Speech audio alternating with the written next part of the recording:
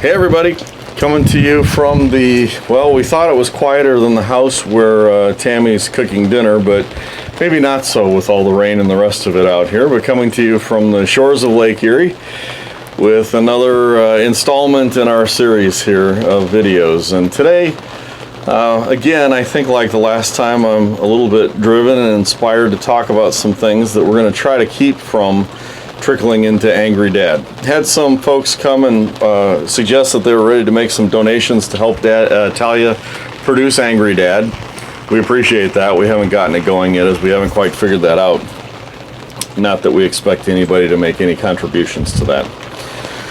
So today I come to you on the 28th of August.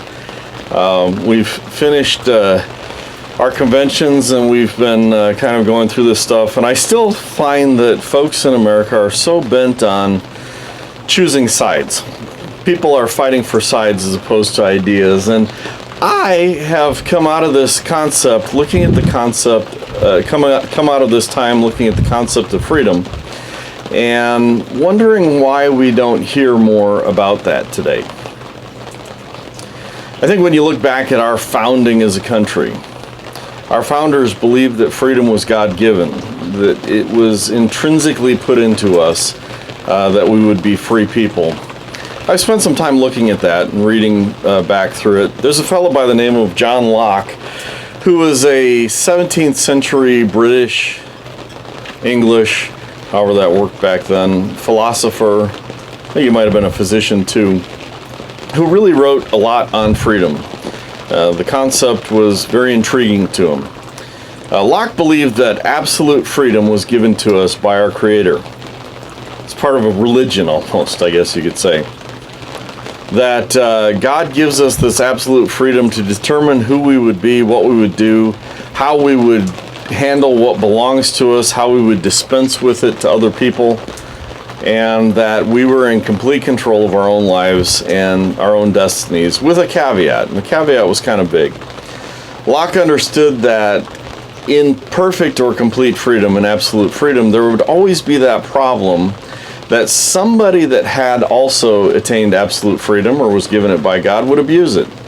And if he was stronger than you, he would actually use his freedom to come take yours away from you. And so Locke came up with this concept whereby to preserve our freedom, we would give up some of it because we would try to seek some security or concept of security, of bringing ourselves together with other like-minded individuals in order to be able to protect ourselves from people that would use their freedoms to take what you have away from you. If you read Locke's work, he actually puts this whole sort of nosedive together where we would come together to decide that we're going to take care of each other, watch over and protect each other, and in so doing we would come up with differences of ideas, at which point we would have to say, well, I think it's this way, you would think it's that way, and we'd have to come to some middle ground in which we would both agree that it won't be quite perfect for us, but in the name of security, we would give up that lack of perfection to be able to watch over and take care of each other.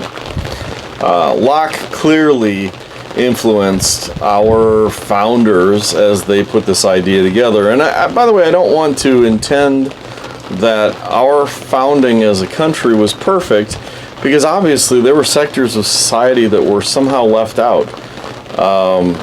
People of different race didn't seem to qualify the same way, although if they used courts appropriately, we found out, I think back in 2015, going to the Civil Rights Museum, that there was that fellow I talked about some weeks ago who actually sued for his freedom and won the case, except he kind of made the Supreme Court run and hide from it instead of taking it on, because they realized that the founding documents gave him the ability to argue for his freedom as well. I don't want to get lost on that.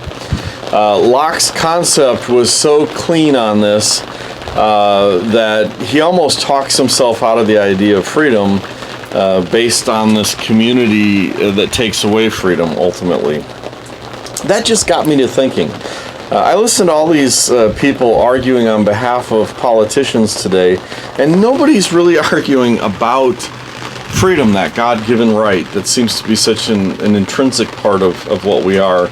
I'm not going to say as Americans, I'm going to say as followers of God, because everybody that understands that seems to believe that it goes back to God. We'll get there in a minute. I'm going to move through the timeline a little bit here. Our founders believed that it was a God-given right. Somehow that's how things started, but if you follow the timeline of events through, and this is really what started me thinking about this, I had this song playing in the back of my mind.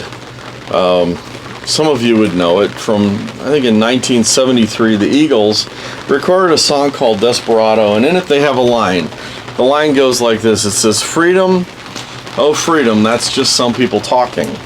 Your prison is walking through the world all alone." And I guess as a homage to Locke, the Eagles understood that to be truly free in their mind, you would literally have to be all alone by yourself as one person walking through the world, because to Locke's point, every time there's more than one, there's a difference of opinion, and when there's a difference of opinion, there's potential for one person to abuse their freedom, to abuse someone else by using or abusing their freedom.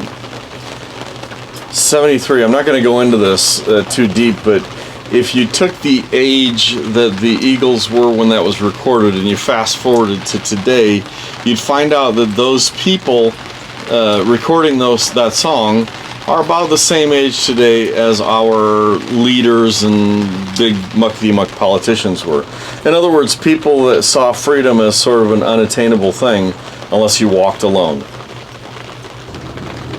1971, Janis Joplin copied a song by Kris Kristofferson, and this song also has been bouncing around in my head. Janis has this line, well, Kris did, but Janis really made a big hit that meant something to me as a youth. It says, "Freedom's just another way of saying you got nothing left to lose."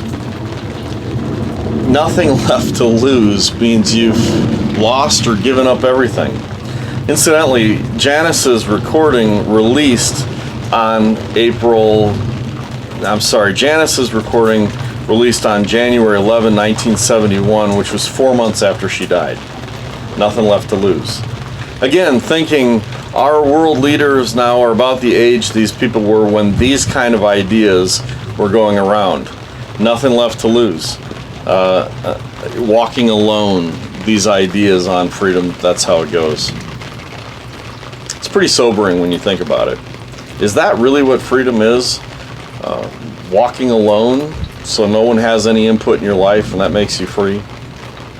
Or giving up everything so you have nothing left to lose, so nobody can take anything from you, and so you're finally free? Well, it's interesting to me. If I go back further, I guess, to the psalmist, back into the Bible, David's quip was this, and I like this one. "I live in perfect freedom because I try to obey your teachings." I gotta love that. To David, reaching freedom, and if some of you want to go through, that's actually from the new today's English version. I guess if you look that up in the King James, it'll say something like liberty and seek to do your will, seek to obey your commands, whatever that is.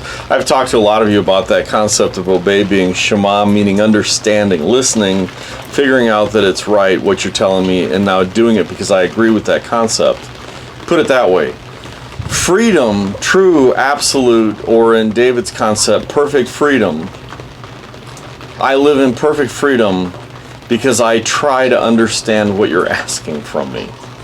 That's a different story there, isn't it? I like that. I'm going to turn you to one in the Bible here.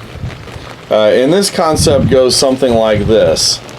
Forgive me, I did very poor little pieces to mark my territory here so I could keep going. This is Ephesians chapter 1. I'm going to be reading verses 13 and 14. So I'm in Ephesians 1 here, and again, I'm in today's English on this because it was sort of easy as we put this together, but it crosses over translatively. "And you also became God's people when you heard the true message, the good news that brought you salvation. You believed in Christ, and watch this, God put his stamp of ownership on you by giving you the Holy Spirit he had promised." His stamp of ownership. That doesn't sound like freedom. Fortunately, verse 14 follows. The Spirit is the guarantee that we shall receive what God has promised His people. And this assures us that God will give complete freedom to those who are His. Let us praise His glory. I got to tell you honestly, just like politically, I think we watch folks sell out to this camp or that camp, people or teams as opposed to ideas or freedom. I think there's a lot of folks who sell out to religion as opposed to experiencing freedom through union with God. Paul was a sellout to religion himself until he woke up and met Christ, and he realized that being a part of God's world means freedom, true freedom. Who gave us that freedom? Oh, that's right, John Locke, the founders, all the way back at the beginning, these people said, real freedom only comes from God, and it comes directly from God to every living being who has the freedom to choose on earth. That's awesome when you think about it. Freedom from God. Freedom given from God. There we go. All right. In Galatians, Paul also writes on this. Galatians is really an interesting book. He sort of writes a treatise on, I would call it, its letters, but he goes after people that are using religion to capture people as opposed to set them free. If you want to really understand this concept, I'd suggest that you go ahead and read Galatians. In Galatians, Paul says, freedom is what we have. Freedom is what we have. This is chapter 5, verse 1. Christ set us free. Stand then as free people, and do not allow yourselves to become slaves ever again. What an awesome concept. Freedom is what we have because Christ set us free. Don't allow yourself to become a slave to anything. Don't allow yourself to become a slave to religion. Don't allow yourself to become a slave to politics. Don't allow yourself to become a slave to anything. I'm going to take you to one more here, and I'm going to read this one. This is from Galatians 5 also, but it's a little bit further down. It's a little bit longer for me to get in my head or to clip notes. This is chapter 5, starting in verse 13. As for you, my brothers, you were called to be free, but do not let this freedom become an excuse for letting your physical desires control you. Instead, let love make you serve one another. Is that beautiful? Let love make you serve one another. Let love drive you to such a point that you serve one another. Verse 14 says, for the whole law, the entire law that enslaves so many Christian people, is wrapped up, summed up in one commandment. Love your neighbor as you love yourself.